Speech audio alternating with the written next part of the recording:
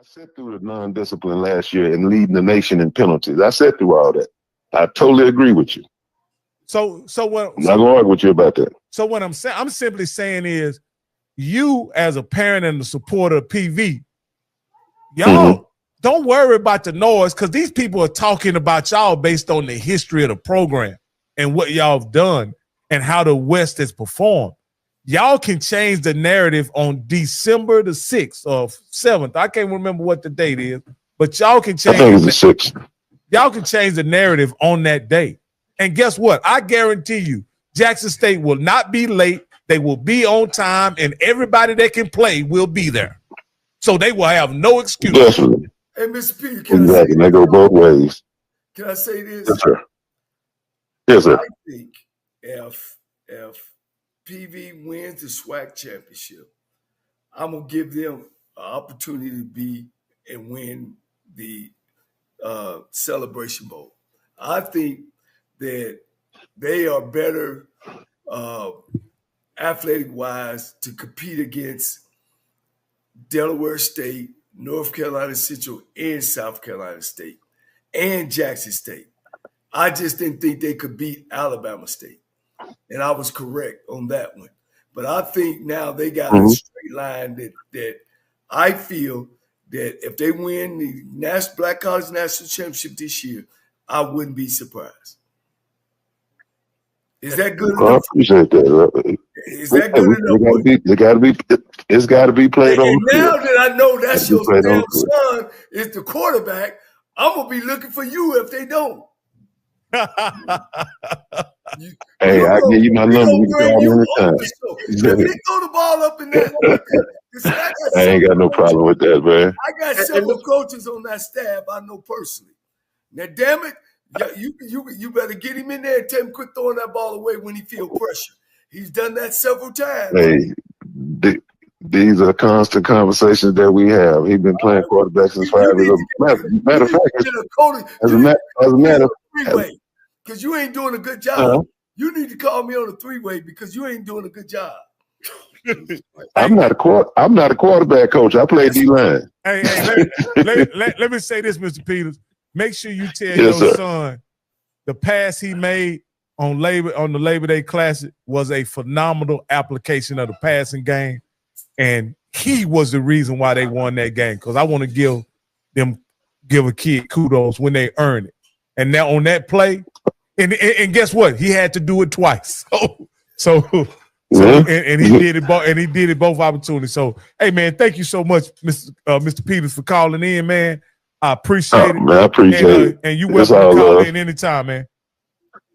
Oh yeah, y'all do a good job, man. I appreciate it. Thank you. Hey, L.662 talking about Coach Cole is PV the best of the worst. You ain't gonna get me in that one. Hey, listen, you guys got all happy with him, but I wanted to ask him because we had him on, and he'll call back next week because I do want to ask him this question because this is the thing about it, and I said this to the PV fans. Listen, man, here's the deal. None of this matters what we say. And I understand the kids don't play, kids play and stuff like that. But I'm just going to tell y'all something. I'm going to tell you the mentality what you got to have. And I think Jack State had it when they lost them 2 Celebration Bowl. And I know doggone well, fam, you had that. We got our ass handed to us by Jack State 2 times. You keep your head down and you beat the teams you're supposed to beat, and it'll end up the way you ended. But all this talking right now, because here's the thing, what is going to happen? You have to go in that vet and beat a national championship team with at least 35 to 40,000 people in that stadium. That's going to be point blank, period, facts. And all this, we need our respect. We need this, man. Don't nobody want to hear that because you want to say this? Because look at Alabama State. Bless their heart. They had everything lined up, and all they're going to do is play Tuskegee for the Turkey Day Classic unless something happens with Bethune-Cookman. It does not matter unless you win. So that's what I'm saying. And I love that Lionel has all that energy. And then defend your school. You should defend it. But I'm going to say this too. You guys got a home game against UAPB. I don't want to see is only 4,000 people down there.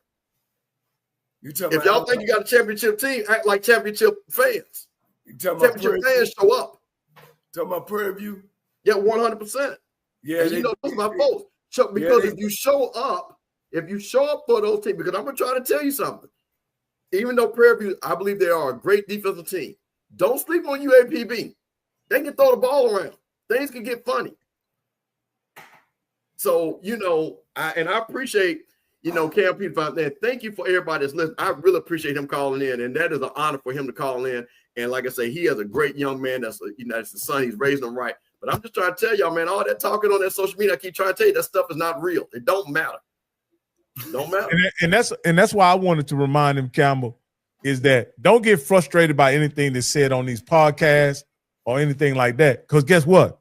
At what is it, 12 o'clock on December the 6th, it'll all get sorted out right there. What we say don't even matter. And guess what? What he say don't even matter. You know what I mean? That's the reality of it. Caller with the last 40208. You're live on HBCU Coaches Corner. What's going on, fellas? How y'all doing? Good, man. What's your name and where you calling from, man? Oh, yeah, this is Q. I'm calling from Alabama. I guess got the game. What I want to talk about, Prairie View and Alabama A&M. Question for Coach Cole. You're an offensive guy, right? So yes. You're going to make sure that your offense is on point, right? If you're the head coach, right? Yeah. Right. So my question is, we giving Coach Shade the opportunity to get recruiting class in, and we give him an opportunity to get his players in. My question is, at what point do you have to make a business decision when it comes to coaching personnel? Because there's a lot of fans are questioning the scheme defensively. And him being the defensive guy, it would seem that the defense would have better showings than what has been showed over the last couple of games. So question for you is, when it comes to coaching personnel, when do you have to, quote unquote, make a business decision, whether you keep somebody on your staff you trust or you have to go in a different direction? Yeah. Well, you made the business decision, first of all, hiring a head coach who you trust is going to do things right. You guys got to be able to let him bring his people in, his staff. You got to be able to let him go out and recruit. If you look back at Alabama A&M, they weren't very good defensively. They always was a offensive staff. I know guys who was on that staff from Alabama A&M. They were an offensive type team because Coach Maynard was an offensive guy. So most of the time they outscored people. Now you got a defensive guy. And I know that coach is a great coach. I think his staff is a good staff. You got to give him at least 3 years and let him get his people in. And he's got to make that decision. You know what I mean? And I'll think after year 2, if he has the same coordinator and they're not getting nothing done, I think he'll make that decision. I think you guys got the right guy. You just got to be a little more patient with him and his coaching staff. I think that's a little and a lot unfair. I know you guys got a great quarterback coach there in Ken Evans, a guy that I actually coached before, and their staff. You got to give them guys an opportunity to get the right people in there. Don't panic. It's gonna be okay. Oh yeah, for sure. Yeah. We know it's a rebuild. We just. And he's a championship coach now. Defensively, we thought things would look better. Right. And, defensively is concerning. So that's my question. When it comes to hiring, and making sure you got somebody on your staff you trust, but then, if things are not going in the right direction, maybe next year 3, do you have to say, hey, I gotta pivot? Now remember too. Now you guys lost your number 1 quarterback. Like what? 3rd game of the year, he broke his ankle. You know what I mean? Jackson State game, right? Yeah. Mm-hmm. So having him, he could have made up for some of that. You know what I mean? Because y'all were putting up points with him, and a lot of times, see, if your defense is on the field all the time and your offense is going 1, 2, 3 out, 1, 2, 3 and out, 1, 2, and 3 out, and then there's other times too where your offense got to play with your defense, or your defense got to play with your offense. What does that mean? Maybe offensively, if our defense ain't strong, we need to be more ball controlling on the offensive side of the ball. You know, because a great offense is always a great defense that could keep their offense off the field. You know, so that happens a lot. And I've seen y'all play against Lane and seen you guys play against Grant.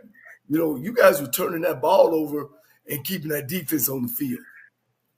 Well, Coach Cole, yes, and I want the gentleman who's on to listen, because I talked to a coach when this job was open. I talked very candidly with a HBCU head coach, and he said this when the job was open. He said, "You have to understand that Alabama A&M is a school where everybody's not going to be an academic fit, right?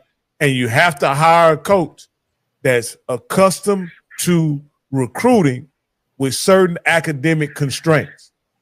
You got to remember where Coach Shea came from. There was no academic constraints. He was able to bring in whoever he wanted, and they were eligible immediately based on that. And so I'm with Coach Cole.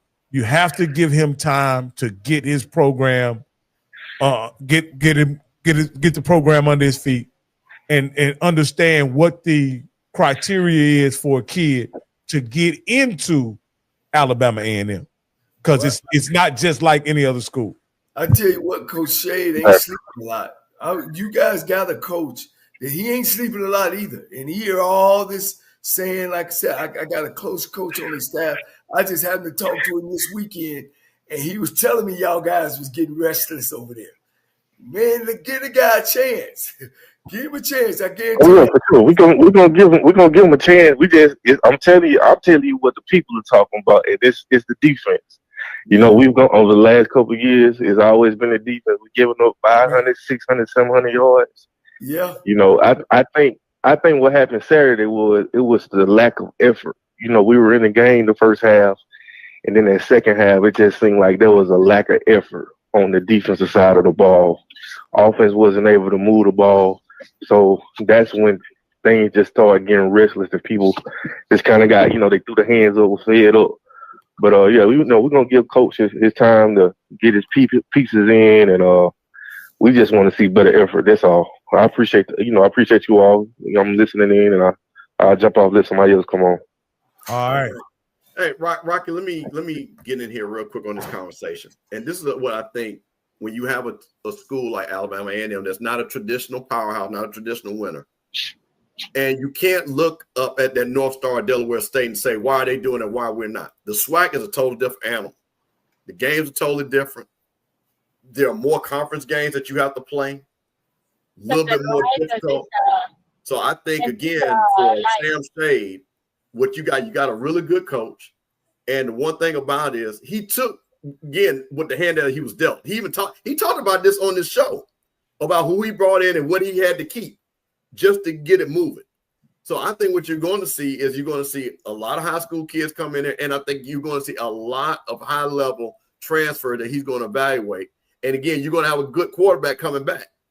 So that is really going to bode well for you guys next year. So again, you can't look at what Delaware State is doing and saying, oh, you know, why is not this, why is not that?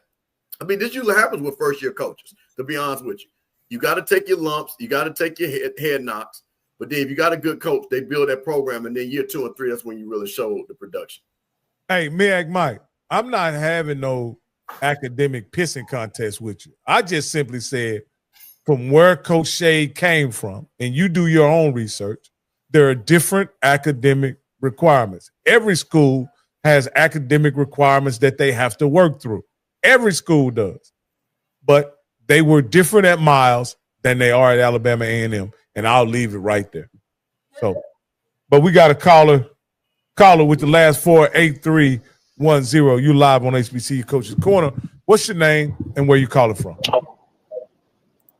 Hey, Rocky, Coach, Mr. Campbell. This is Lionel. TV versus everybody. What's going on, Lionel? Just calling to bless the Coaches Corner. Thank you, Lionel. I appreciate it, my brother. Lionel, you have Yeah, been, man. But let me get started. Hold on. Let me set this up. You have been a big problem on social media. You have been the guy. problem? You have been the guy that the Jackson State people have targeted as the problem for Prairie View. Now, explain to us why you're not a problem, and explain to us why you feel the way you feel and what you do on social media. Well, first of all, why would I even be a problem in the first place? It doesn't even make sense. I'm a problem because I created a platform to support PV and to talk about what's going on with PV athletics and football, etc. And I say, hey, we're going to be one. We should be a championship program. That's the expectation. And then two, I'm saying we're going to win the championship. That's the problem. I mean, because that's all I've done, right? So it doesn't even make any sense to me that I am a problem in the first place, right? So again, the whole thing is because of who's saying what, which is we've had that conversation many times before. If it's Grambling, if it's Southern, if it's FAM, nobody's saying anything about somebody saying you're gonna win a champion in 2025 or whatever. So it's really nothing, to be honest, right? It's just all smoke and mirrors. That's the first thing. Two, I mean, at the end of the day, I've been telling people, especially TV Nation, you can't listen to nothing these people say. People talk out the both sides of their neck all the time when they're talking about sports or football or their team. That's just what it is, right? They create all type of narratives, right? Again, whoever creates narrative controls everything. That's just how it works, right? So at the end of the day, the way you beat that is creating your own narrative, right? You know, so you tell your own story. So that's what we've been doing. And I guess that's also that bothers people, I guess, because, you know, now we're out saying what we want to say about our team. You know, again, like Coach Cole say, it doesn't matter at the end of the day, right? We can say, which I'm using what is actually shared and what's actually out there in the real world, right? Real games is played to say, hey, we have number one defense. This game against Alabama State is the number one defense against the number one offense. Anybody can come on and say, oh, well, the stats is full goals and all that stuff. That's fine. If they want to say that, that make no difference to me, right? I'm going to still say what I say, though, right? I guess because I still can say whatever I want to say and I have my own voice, I'm my own man, right? I guess people have an issue with that, but it don't make no difference to me. Lana, I'm gonna tell you the problem, really, Lana. And I'm gonna sit there. And if you were in my face, I'd look you right in the eye and say, the problem is that PV's whooping ass this year. That's the problem. That's why you're particularly annoyed. That's part of it. That's a part of it too. Yeah, that's part of it too. Y'all whooping ass this year, and you've been talking this talk for several years now, and it's come to fruition. And y'all are on the cusp of doing something that not many people believe y'all could do, but you always believed it, didn't you, Lionel? Didn't you? So I think you deserve to talk your stuff, man. You believed it when nobody believed it. You believed it when nobody believed it. That's right, Rocky. You like the Rocky. You like the great prophet. You like all the great prophets. You know who all the great prophets are. You and Lionel, if they win the championship, you are one of them. Lionel is one of the great. He'll go down in history like Muhammad and all those other great prophets. Right. Can we at least say he heard it on our show that they were gonna whoop everybody? No, Lonnie got guilty. No. I ain't hear that. I did hear that on that show from Coach Cole. He did say that. I didn't hear Coach Cole say that. You know what I'm saying? But and I see that Kalana's my nephew. You know, I love and respect everything. Dude, that's why I kind of set him up for this joke. And he knows it's a joke about him being a problem because he knows he's not a problem. That's more of a joke. But I do find it interesting because of the way social media is. And when you have a champion, that is Jack State, they are the champions. And then you guys who, again, will be the West champions unless something crazy happens, which I don't believe it is. And you guys are the upstart. And the champion does not want to hear from somebody that hasn't beaten them.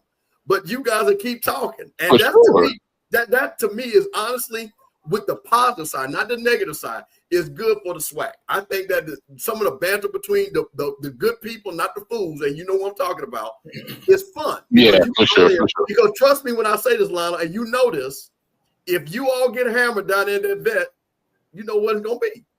You know what it's gonna be. Lionel, let me say this, because I want to put you and give you an example of how you feel to other people. What if Arkansas Pine Bluff had a platform where they constantly talk noise and they talked about how they gonna beat y'all to sleep this weekend? How would that sound? That would sound like something that's great for the SWAC. I mean, I think everybody needs a platform. If we trying to be what we think we are as an FCS conference in the first place, that to me that makes sense. We need that, right? You don't think that? I mean, if you go. How would it? No, what I'm saying is, how would you take that as a PV? If they say that the PV? Yes. Oh yeah, I mean, I wouldn't take that. I don't take that anyway, right? Give your reasons, right? Why do you think we're gonna lose this game? Why do you think you're gonna beat us? I have no problem with that. I don't have an issue with Arkansas Pine Bluff or Valley or any school that you look at as, because you're naming that school because of what it is, right? You didn't say Southern. Right, you just say if Southern came on or Jackson came on, because again, they playing y'all next. That's why I mentioned. I get you. But I don't have a problem. I don't have a problem. That's my point, though. I don't have a problem at all. I have no problem with that. You don't think they would be out of line if they're saying, if they came to you on your platform, Lionel, and said, we're gonna beat y'all to sleep, we're gonna blow y'all out, y'all can't hang with us, there's nothing y'all can do to stop it. PV's gonna get shut out. We don't care about Coach Jackson. We don't care about Cam Peters. We don't care about the running back. We're gonna stop y'all and we're gonna beat y'all to sleep. And then they why should they care? Why should they care about any of those things in the first place? That, to me, right? One. Two, it doesn't. Y'all already said earlier that none of this stuff matters, right? So the truth is, it don't even matter because the game gonna get played anyway. But why would I have a problem? Why would I have a problem with Arkansas Pine Bluff talking noise? That don't make any sense. It doesn't matter what their record is. Why? Why does it make any sense? So you wouldn't give them pushback and ask them to look into reality and realize that they're 3-6, the bottom of the conference in all statistics, and they're having a struggling season with a coach that probably is going to get fired at the end of the year. You wouldn't mention that to them? I'm gonna give them pushback regardless, but that's totally different from, do I have a problem with them coming and saying? Those are two completely different things, though, right? Two completely different thoughts. I'm gonna talk to whoever I'm talking to, right? They can be undefeated. I'm still gonna talk to them, right? That has nothing to do with, can they come and talk to me about what they think they're gonna do? Of course they can, and they should. I mean, hey, do that. What's the question? Yeah, I don't see that as an issue. I don't see that as an issue at all. No, he said, did Coach Cole say, did you have a question or another comment? No, my only main point was to come on and say that things are, because I heard Mr. Peters come on early, and at the end of the day, right? For example, early in this year, you had people really talking well about Alabama A&M, regardless of, or even North Carolina Central, right? A lot of it is based on, again, the pedigree of what they see and what they had from last year. It's not even based necessarily on this year, right? But the truth is, if you looked at everybody they played up until that point, they had only been teams that with one win, right? Every win they had was against a team that had one win, right? When you look at Alabama A&M, people were looking very highly at them when Quad Brown was not injured yet, but who had they beat yet? Only Tennessee State, an all-corn team that lost to Northwestern State. So they ain't play anybody, right? So again, it's just all about narratives and whoever's controlling the mic at that time at the end of the day, right? But like y'all have already said, and I'm just seconding it, none of it matters until you play on the field, right? And so at the end of the day, we can create all type of narratives, right, around many different things, right? We can make a defense look better than they are, or offense look worse than they are, based on what our perspectives are. But again, the teams are going to have a chance to determine what it is when they play the game. And again, December 6th, as I've said, like Mr. Campbell say on Twitter, if y'all think we talking now, don't worry, this ain't nothing. So I'm going to leave it at that, and I'll holler at y'all, man. All right, appreciate it, Lionel, man. Thank you for calling in. You always great. Versus everybody. Sunday night, y'all check him out. Him and Coach Northern and one other guy. Hey, man, I admire Lionel. Guys, one of the things, though, y'all really sometimes overlook is, I know we're saying some of this stuff don't matter, but ask Terrence Graves.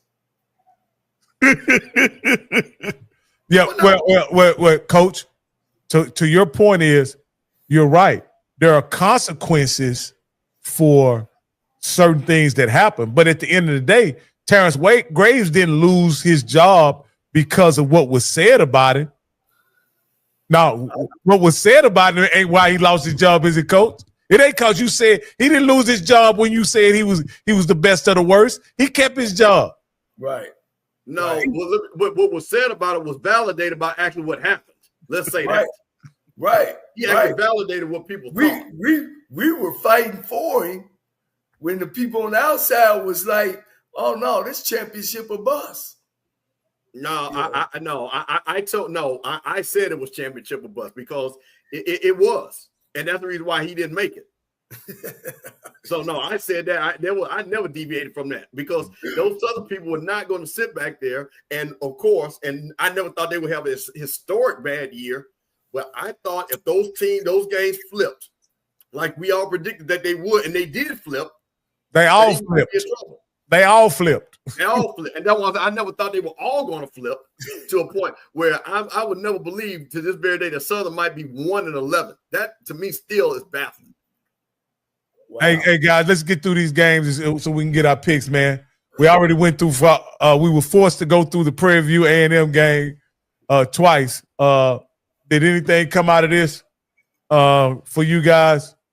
The thing that surprised me is the backup quarterback wasn't near as effective as he had been against other teams. And Coach Cole, do you think that was because of the defense he was playing?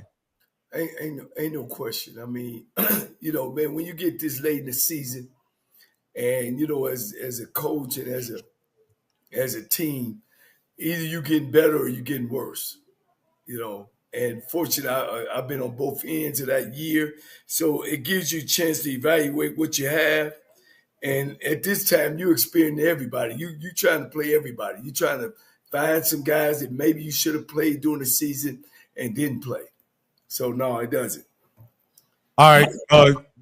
Is there anything that we learned in this game? I don't think we learned anything here. Jackson State is Jackson State. Mississippi Valley is 1-8. I don't think that. I know T-Bucket's your guy, Mr. Campbell. I like I say, I was on D Breakdown with Mike. I told him this is exactly what was going to happen on D Breakdown. See y'all tomorrow, as a matter of fact. So it's not shocking. I mean, Jackson State was going to come up there and roll those boys, and that's exactly what happened. There was no doubt in my mind. Like I say, Coach T-Buck is going. He just got listen. He's going to have to figure out what his recruiting formula is, and once he figures that out, then he'll get those guys competitive. It's the first year. It's Mississippi Valley. This is not shocking. All right, Coach, I'll let you talk about this one. Your guy Eddie Robinson was coaching against your alma mater with a backup quarterback. Bama State went in at halftime down by 3, and they won the second half 21-0. So, TSU's been playing like this all year.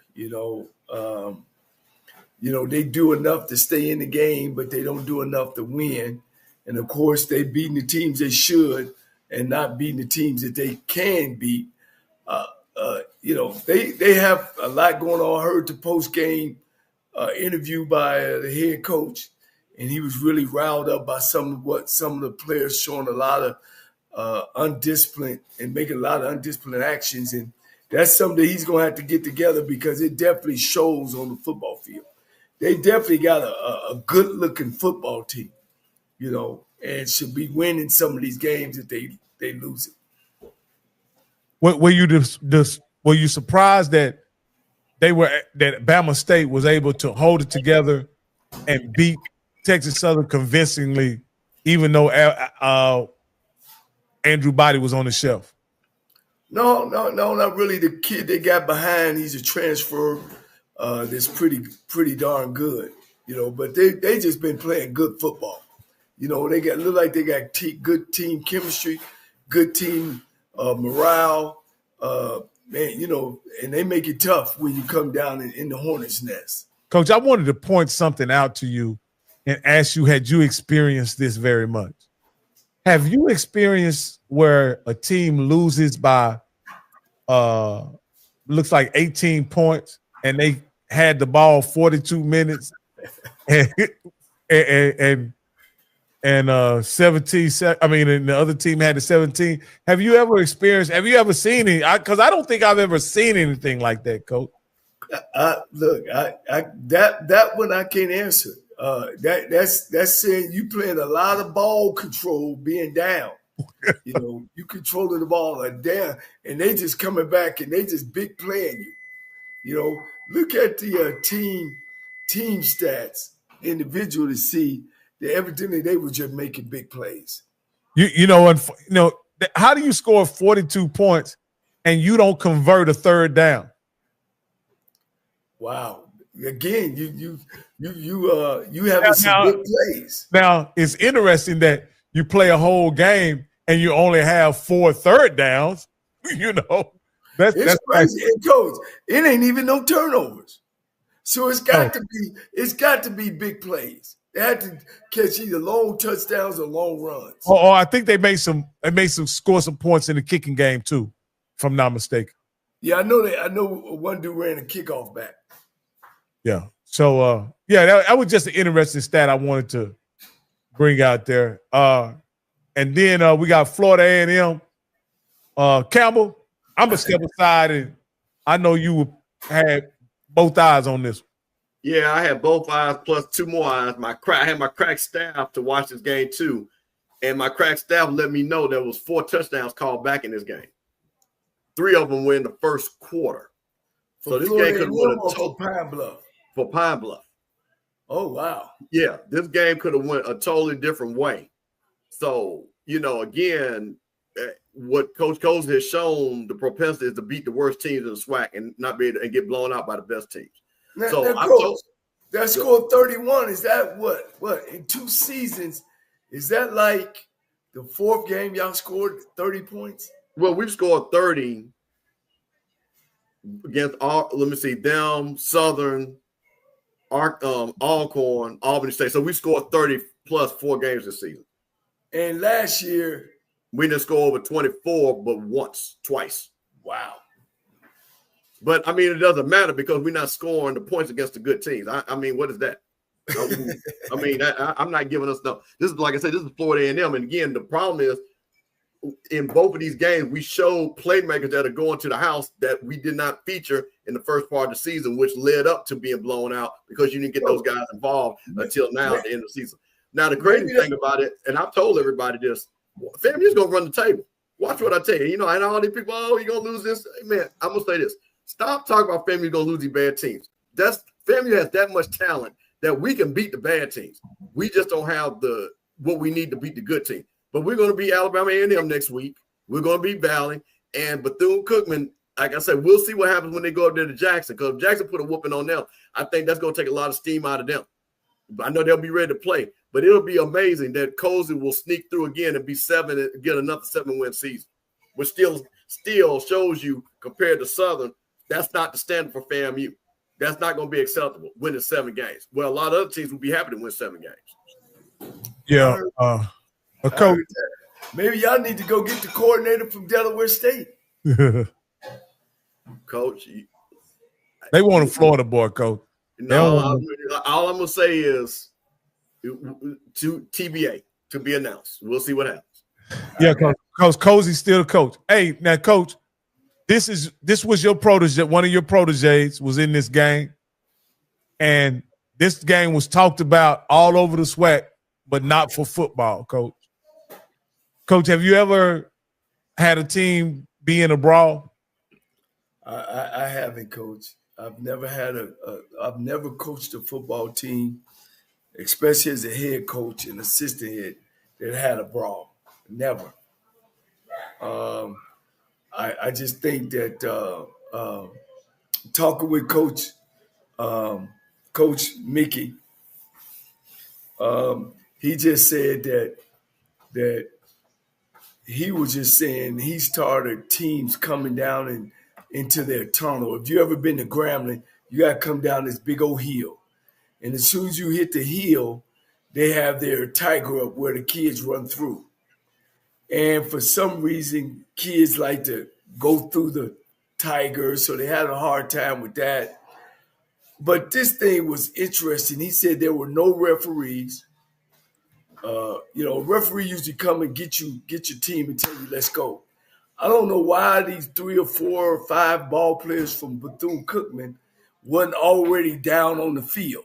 Because you got to come down this hill, man, getting to the football field.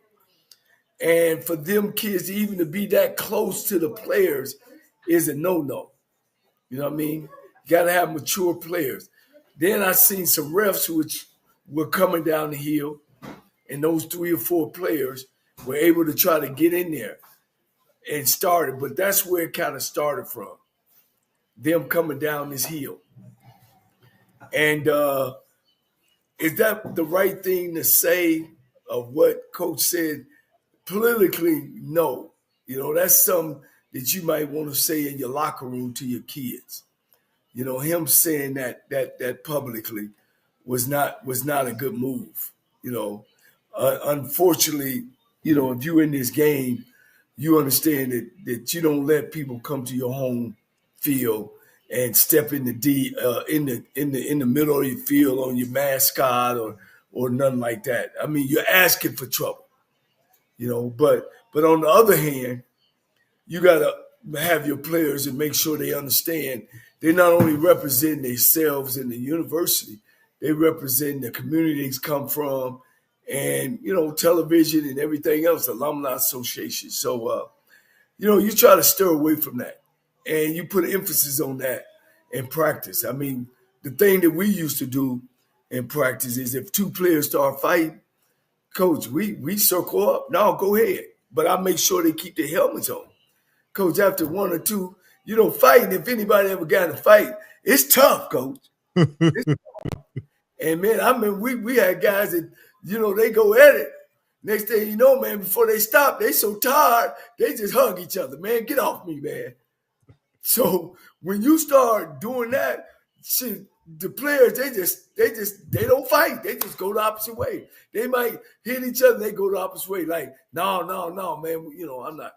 So, it's a process that you should have in or put in to make sure those things won't happen. Yeah, I know brawls are something that happens, but I think at halftime and before the game, teams should never intermingle unless they are on the field. I think that's always a recipe for disaster for football players. It's such an aggressive sport played by very aggressive young men, and any type of intermingling of the 2 teams, this could happen. So I think you're right, Coach. I don't know why those Bethune-Cookman players were intermingled with the Grambling players. Well, and they were asking for it, Coach. They were asking for it. Rome, who threw the first punch, who didn't throw the – there's no way that those kids should have got that close to the group of them guys. They should have stayed back, let Grambling cleared the pathway, and then came on down on the football field. Well, and just to kind of talk about the outcome of this, Grambling had 17 players suspended. Bethune-Cookman had 9 players suspended. Looks like 17 players is a lot, Coach. That's a lot of players. Yeah, that's a lot of players. I don't know how many of them are frontline players, but that's a lot of players, Coach. Like I said, talking to Coach Joseph, man, he just said, Coach, last year they got into a big brawl with Alabama. He said, I just get sick of it. These teams come here, and try to walk all over you and all that kind of stuff. But, we talked, we had a good talk, man. And I just kind of added to him, Coach, I know how you feel, but you speaking from a different platform. Yeah. So he was able to straighten that all out and read another statement today. Yeah. He had a more measured comment at SWAC at the SWAC he was hyped, Coach. He was hyped after winning a big game, at the end, and he coming off the field, and he's still excited. And as soon as you throw that mic in your face, man, you gotta be ready to say the right thing. Yeah, he said disrespect is gonna be met with disrespect. Hey, he sounded like he wanted some more, Coach. Hey, like them young boys say, he was standing on 10 toes down. Hey, what did you think about it, Campbell? Well, you guys are bearing the lead. The fight is the fight, but I'm going to tell you what's more important, and correct me if I'm wrong. Does not Coach Joseph have an automatic kicker if he wins 8 games on his contract? Isn't that correct?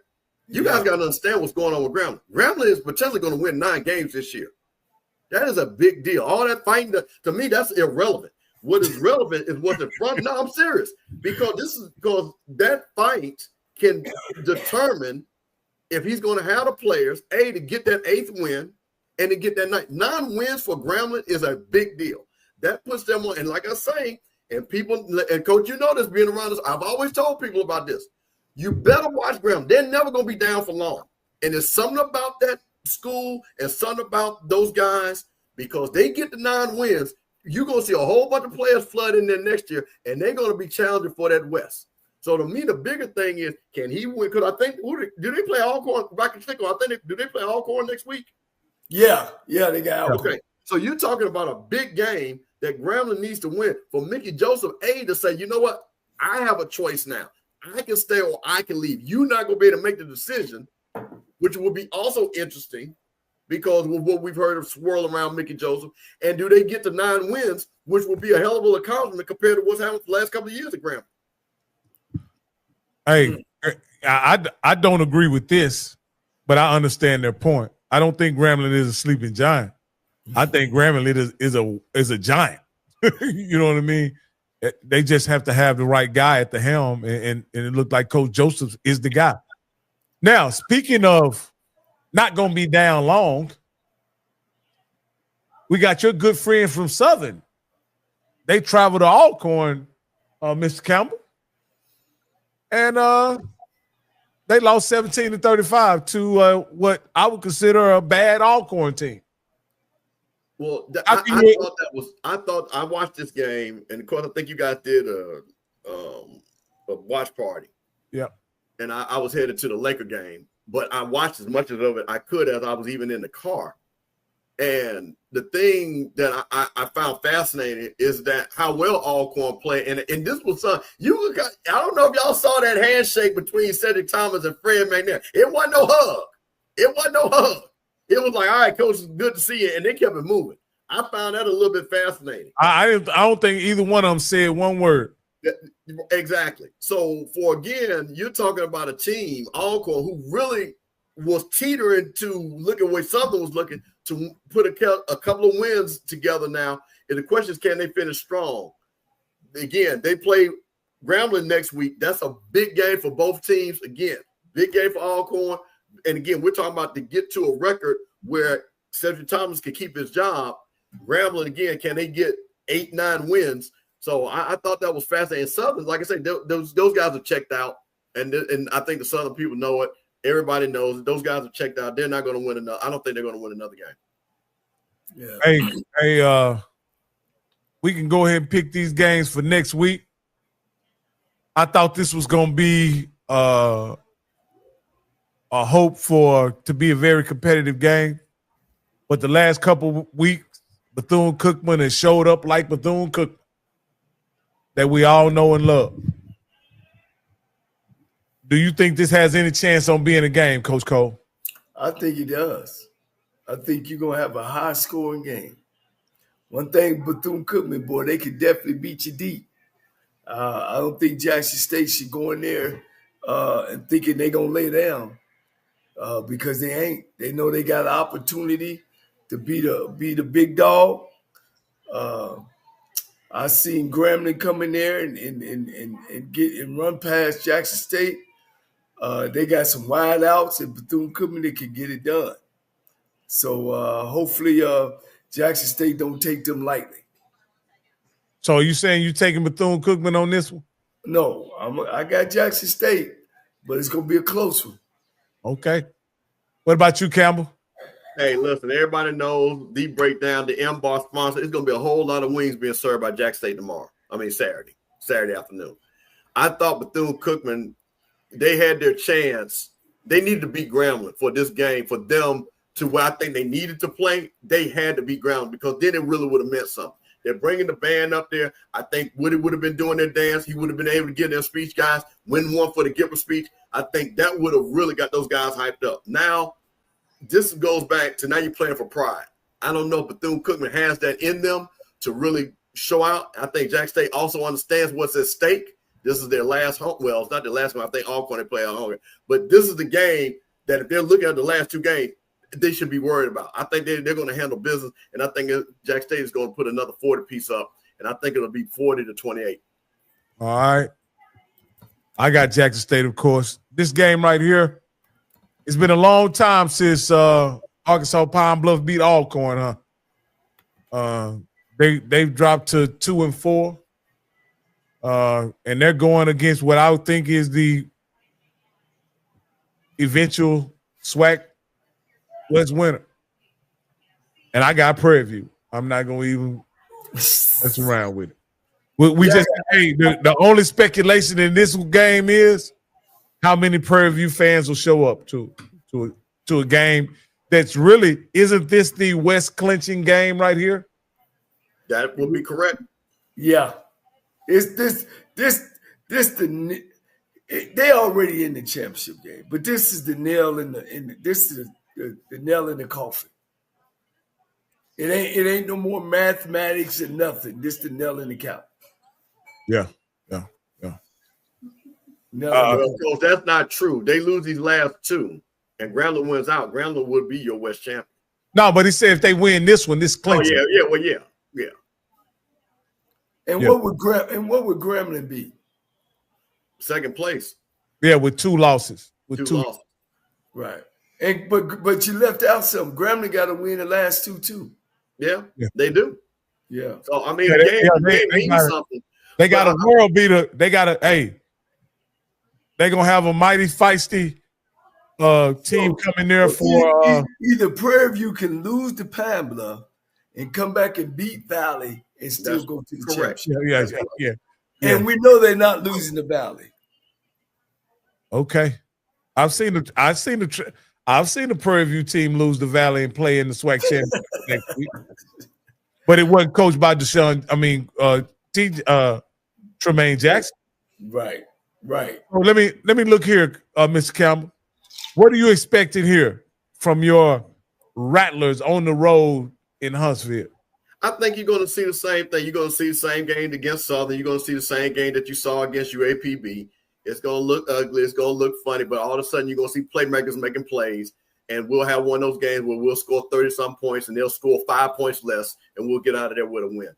I think Alabama A&M, again, they don't score 3 points against Prairie View's defense. And, again, Prairie View defense way better than FAMU. But they kind of showed you that they've just slowed down our offense.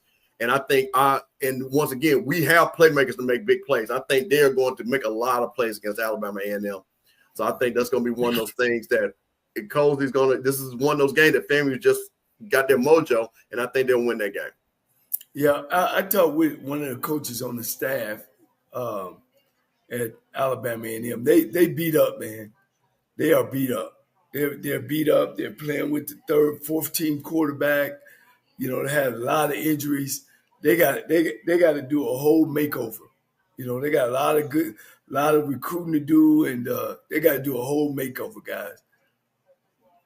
All right, Coach. This one is interesting.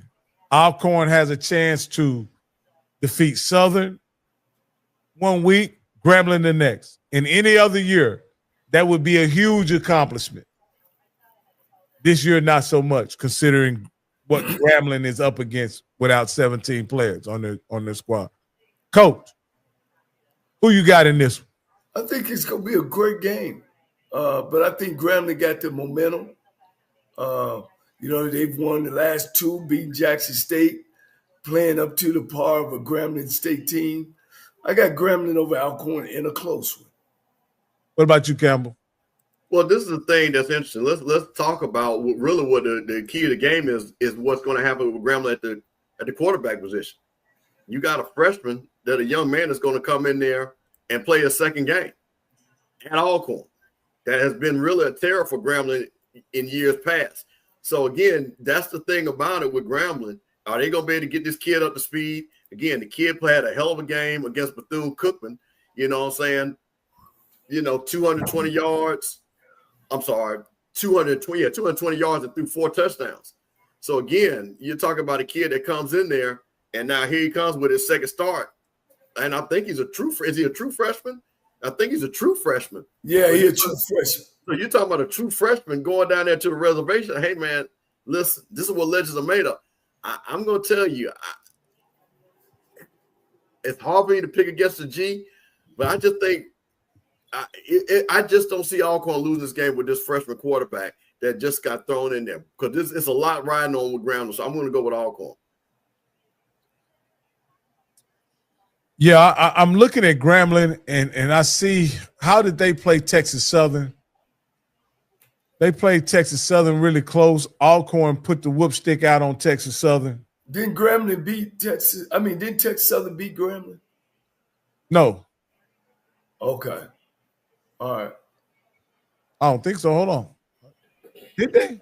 Yeah, they fumbled at the 1 yard line. Yeah.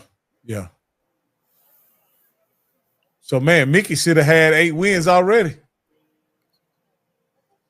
Yeah, but Alcorn put the whoop stick on Texas Southern. Yeah. That's the game where Steve McNair, when he was a coach at Alcorn, he had troubles with Texas Southern. He lost about 3 years in a row. Yeah. So I'm gonna take Alcorn in this one, guys. I can't. Alcorn has really been playing well. Grambling gonna come in shorthanded. I'm gonna take Alcorn. But what do you think about the Battle of the Southerns? Battle of the Southerns. This game has gotten coaches fired at Southern. You know that? Someone told me that this game right here is actually the game that got Pete Richardson fired. I don't know if that's true. Do you know anything about that, Mr. Coach Cole? Well, I was on the other sideline, and we were down, and we had drove down and missed a field goal, and they got the ball, and unfortunately, they didn't realize I had 3 timeouts left, and we stopped them 1, 2, 3, and they punted and gave us the ball back with about 1:50 left, and we were able to drive down and score a touchdown and win the game. And they were letting Coach go that weekend, that Monday. But that was back in 2009. Yeah. 2009. Hey, Coach, in this one, I want to take Coach McNair so bad, but I just can't. I got Texas Southern in this one. Oh. Do you? Coach? Yeah. Well, let me let you think on it, Campbell. Let me let Coach think on who you got, Campbell. Well, this is one of those things that Texas Southern's going to look at this season and what could have been. And that's the problem with this game, because they've lost games that they should have won. They should be still in the hunt and hoping for an outside chance of playing for the West. But now they're hoping to see if they can have a winning record, which when you looked at it when they started off, it looked like that was going to be a foregone conclusion. You're talking about a team that's 4-5, 3-3 in the SWAC, playing a 1-9 Southern down there in Mumford. So the thing about it is what's really important for Texas Southern, can they get it going so they can try to finish it? Well, what do they got? So they're 4-5. They got, are they Texas Southern playing? Let me see what they got. They got one more game. So they're only playing 11 games. So again, can they get to a winning season? So they play Alabama A&M at the end. So they should win these 2 games. I'm going to go with Texas Southern, but the thing about it is I don't see progress from year 1 to year 2. It looks like they stalled out in the middle of the season. You had Coach Dishman doing some conflicting press conferences. Rocky, you sent us a video by him talking about people not going to class and they're not doing what they're supposed to do. And then he comes back on the coach's call on Monday and says everybody's doing great and everybody's doing a good job. So I really don't understand the schizophrenia about who's doing right, who's doing wrong. So that's kind of concerning that he made those statements within a week of each other about his players. So I think, again, he's still trying to find his identity. I don't think Texas Southern has an identity. I know they want to be a running team, but sometimes they run it, sometimes they don't. They definitely have not been a consistent defensive team. And, of course, Southern's already, once again, packed it up. But, again, Southern can bite you. And maybe, like I said, this is Southern's last home game, I'm assuming, again, before the Bayou Classic, I guess. So, again, do they finish up strong for the seniors? Yeah, that's a good analogy, do it for the seniors. But I mean, I think they got some people that can do it, but at this point in time, I think they probably landed down. I got Texas Southern, they can run the ball real good. They have a problem throwing the ball. Southern got a problem everywhere. So I'm gonna pick my alma mater down in the Bayou, down in Baton Rouge. 24-21. All right. Last game of next week, which is Alabama State, is going to travel to Itabena. We don't know if Andrew Body is going to be able to play in that game. But I know one thing about it. Coach E-Rob is going to have them ready. Alabama State doesn't lose these games. So since E-Rob is there, they don't lose these games. I got Alabama State. Yeah, they average 40 points a game, Coach. They can go in there and play a bad game and get 24. Easy. They'll have that in the first half. It's going to be a long game for Mississippi Valley. I got Alabama State 40-3-7, somewhere in there. I mean, this game is not even up for discussion. We know what it is. Alabama State's going to come in there. They're going to roll these guys. I mean, it is what it is. They're playing through the cycle. So Alabama State is, like I said, and what they've shown is that they are not just a one-person team as Andrew's gone down. They are still rolling, still scoring points. Defense still has not gotten to – I know Eddie Robinson, when he looks back at this season, is what could have been if he didn't lose all those guys in the transfer portal. If they would have came back on defense, he might have would have had a national championship team. But unfortunately, he had an offensive team that just didn't have defense to back him up. Hey, yeah. Hey, guys, we got a little treat for you. Something we want to share with you that we think is relevant. A lot of guys on this YouTube space like to act like they know football, talk like they know football. And I want to get this guy, Quincy Avery, is going to go through cover 4. And I'm going to set it up because this was an argument online. I want to say Mia Kimes noted that you should beat cover 4 by throwing it deep, right? Some Coach JB said she don't know what she talking about. You don't beat cover.